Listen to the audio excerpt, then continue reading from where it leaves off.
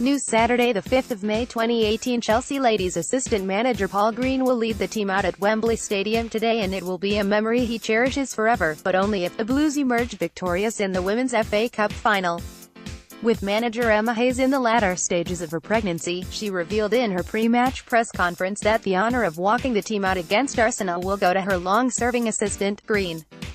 Paying tribute to the 41-year-old, Hayes said, "He has been a part of putting this team together as much as I have, and I look forward to watching Paul lead the team out, because he deserves to do that, as much as anyone." For Green, who came to the club at the start of 2013 from Doncaster Rovers Bell, it will be a huge honour, especially with the record crowd expected at Wembley Stadium this evening for a repeat of the 2016 final. "Emma told me earlier on in the campaign that if we reached the final, she'd be at a stage in her pregnancy where she wouldn't be able to walk the team out, so I'd have that honour," said Green, who will ditch his usual tracksuit in favour of a club suit for the occasion. Paul Green in the technical area with Emma Hayes and Fran Kirby. "Obviously I was delighted to accept, and it's something I've had at the back of my mind throughout the cup run. Making the final and leading the team out will obviously be a massive thing for me personally. It's a huge honor to do it on behalf of Emma and the club, but it's even bigger for us as a team to have made the final again. They are a special group of players, and I've got every confidence they'll go out and deliver a performance to lift our first trophy of the season, and in front of what is looking like being one of the biggest crowds ever for a women's football game. It will be a particularly poignant occasion for Green, as he will be following in the footsteps of his father, Bill, who passed away in August at the age of 66. Although his most recent work in the game came at Southampton, where he was working as the club's senior recruitment officer, Bill Green also served as a manager earlier in his career, and he was in charge at Scunthorpe United when the Iron made it to Wembley in 1992 for the 4th Division playoff final. Today Paul will follow in the footsteps of his father and sister, with the flag, and leading a team out at Wembley 26 years on. His son will be doing the same, this time with the attendance likely to be at least double that of the 22,000 who were at the National Stadium that day. "Thinking of my dad will probably be the hardest thing for me, and keeping hold of my emotions on the day," he said. "To go there and lead a team out myself, he will certainly be running through my mind." They lost that day, beaten on penalties by Blackpool. One of the players who missed from the spot was Graham Alexander, who was known later on in his career as a penalty specialist. "I was sat in the royal box for the game, and I remember just being so nervous throughout.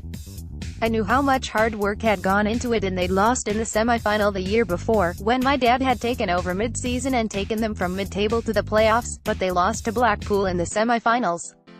I just wanted my dad's team to win. Even now, if I watch that penalty shootout back, it's hard to take one member of the Green family was victorious that day." However, as Paul was part of the Scunthorpe youth team who beat their Blackpool counterparts in a pre-match competition. "I'd finished my last GCSE exam at Doncaster on the Friday," he recalls, "and I travelled down with the first team. I think we stayed in Watford the night before. Travelling to the ground, you just get a sense of the occasion, the anticipation and excitement of the supporters. I remember the flags with my dad's name on being waved, and I think I've still got one of them somewhere. You see all the supporters on the route, cheering, and that roar as you got off the team coach. As for the competition, it was just about how many goals you scored in these various different drills. It was just a bit of pre-match entertainment, really. I never played there in a professional capacity, unfortunately. I think I got one or two. Goal scoring wasn't my forte, really. We won the competition, but it was just nice to be on the hallowed turf. To do it twice by the age of 15 was special. I'd been there before, when we won the National Smith's Crisps U11s competition. It was a little six-a-side tournament between schools, and we won through to play at Wembley. I've still got a video of it. It was played before England took on Germany at under-15s level, and Andy Cole was in the England team that day."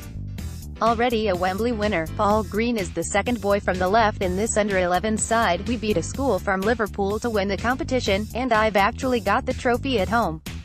The manager of the team, our PE teacher, Trevor Bean, became a good family friend because he did a lot of scouting for my dad. "It was only in later life that I was given it, and I don't think any of the other lads know that." Green's playing career took him from Scunthorpe to Rotherham in the Football League, before he dropped into non-league with various clubs until he was forced to retire after rupturing his cruciate ligaments. His work as an assistant manager in the women's game, which began over a decade ago, has now seen him reach the pinnacle of the sport with the Blues. Now, trips to Wembley Stadium have become commonplace for him and the team, which should stand them in good stead for a game against the side who beat us in the 2016 final. It's important to play the game instead of the occasion, he states. That being said, when you walk out in front of more than 40,000 people, it's very different to any other game in women's football. The crowds haven't got to that level yet and you've got to deal with it. But we've got a lot of experienced players who have played there before. For some it will be their third time, and I'm sure we can deal with it. We've got to show our best selves, and that'll give us the best chance of winning the game. It was a disappointment to lose to Wolfsburg in the semi-final of the Champions League, but what a way to try and bounce back, by lifting the first trophy for us this season.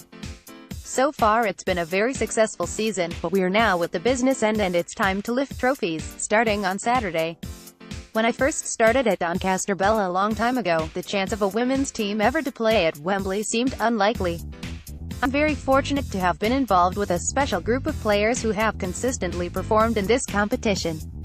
Getting to 3 finals in 4 years is a great achievement, but you only remember them if you win. We'll do everything possible to make sure it's us walking up those steps tonight. If you can't make it along to Wembley to support our ladies team, the Women's FA Cup final against Arsenal will be shown live on BBC One and on the BBC Sport website and app. Kick-off is 5:30 p.m. A detailed preview of the game will be on this website later today.